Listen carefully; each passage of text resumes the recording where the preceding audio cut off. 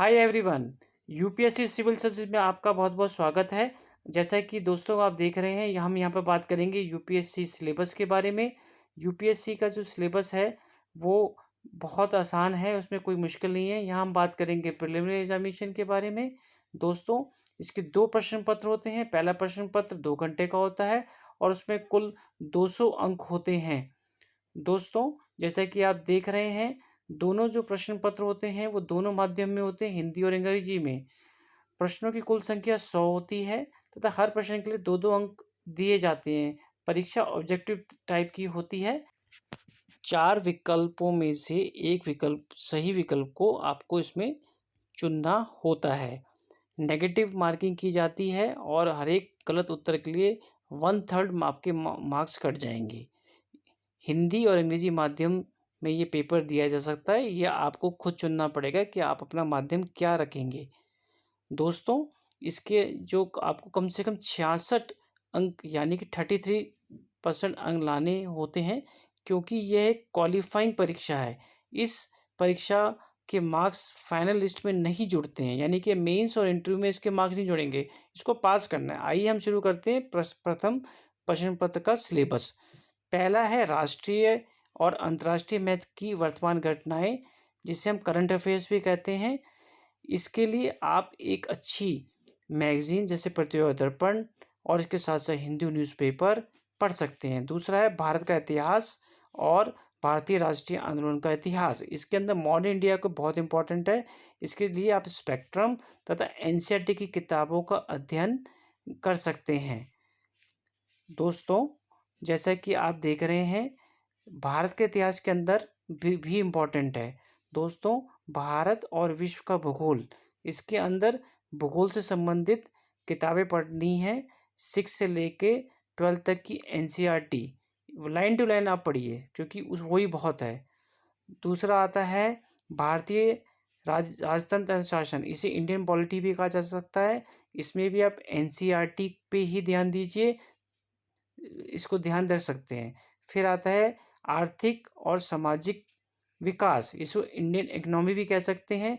इसके लिए भी एनसीईआरटी पढ़िए। साथ साथ न्यूज़पेपर का अध्ययन आप लोग कर सकते हैं। फिर आता है पर्यावरण परिस्थितिकी, जिसे एनवायरनमेंट कहा जाता है। इसमें एनसीईआरटी तथा न्यूज़पेपर हमको इसके लिए हम पढ़ सकते हैं।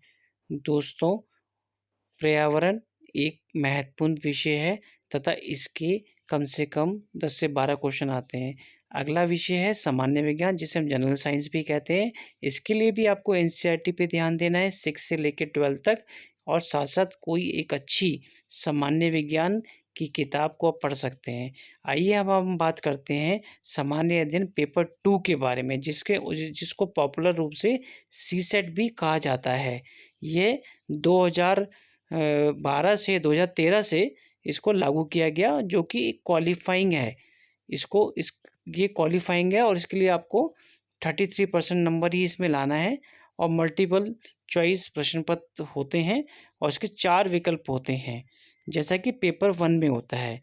लेकिन ये सिर्फ क्वालिफाइंग है। दोस्तों, पहला इसका है बोध गम्यता, इसे कहते हैं कॉम्प्रिहेंशन।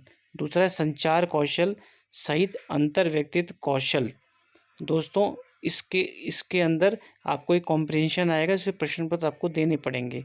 फिर है तार्किक कौशल एवं विश्लेषणात्मक क्षमता, लॉजिकल रीजनिंग कहते हैं इसको, और इसका सबका स्टैंडर्ड 10th स्टैंडर्ड का होता है, यानी कि आप कोई एक 10th की किताब लेके रीजनिंग कर सकते हैं। फिर है सामान्य मानसिक योग्यता जनरल मेंटल एबिलिटी, ये भी 10th स्टैंडर्ड की आती है, तो एक अच्छी सी कोई रीजनिंग की किताब ले सकते हैं। बेसिक मैथ्स, इसे बेसिक सक्रियता संख्या जो संबंध में बेसिक न्यूमेरिकल है, ये भी एक 10th स्टैंडर्ड का आता है, आप ले सकते हैं। फिर आता है डाटा इंटरप्रिटेशन, जिसमें चार्ट भी आता है। फिर दोस्तों, हम बात करेंगे मुख्य परीक्षा के सिलेबस की, मेंस का। प्रीलिम्स के बाद जो लोग क्वालिफाइंग होते हैं वो मेंस में आते हैं। मुख्य परीक्षा का कुल 1750 अंक की होती है। कुल 9 प्रश्न होते हैं, 2 क्वालिफाइंग करने पड़ते हैं, 7 पेपर के अंक फाइनल मेरिट लिस्ट में जुड़ते हैं। प्रत्येक पेपर 3 घंटे का होता है। यह एक वर्णनात्मक परीक्षा है, जिसमें अभ्यर्थियों की लेखन क्षमता का प्रशिक्षण किया जाता है। प्रश्न पत्र 1 निबंध लेखन। दोस्तों इसमें निबंध आपको लिखना पड़ता है, कुल 250 अंक का होता है, जिसमें जिसमें आपको 4-4 ऑप्शन दिए जाते हैं। अभ्यर्थियों को दोनों सेक्शन में से एक-एक विषय चुनकर उस पर निबंध लिखना होता है। कुल मिलाकर 2 निबंध लिखे जाते हैं, जिनके 125 अंक के होते हैं। निबंध के लिए आपको समाचार पत्रों को और न्यूज़पेपर्स को पढ़ना पड़ेगा। प्रश्न पत्र 2 इसमें सामान्य अध्ययन पेपर 1 कुल अंक 250। इसमें इसे कहते हैं भारतीय विरासत और संस्कृति, विश्व का इतिहास एवं भूगोल। प्रश्न पत्र 3 सामान्य अध्ययन 3 इसमें अंदर भी 250 का होता है। इसमें शासन व्यवस्था आता है, संविधान आता है, शासन प्रणाली, सामाजिक न्याय, अंतर्राष्ट्रीय संबंध।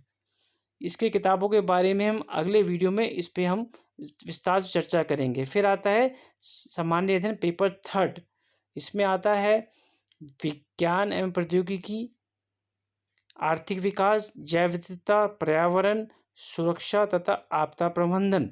इसे एनवायरनमेंट भी कहा जा सकता है, यानी कि पढ़ सकते हैं। फिर आता है आपका पेपर 4।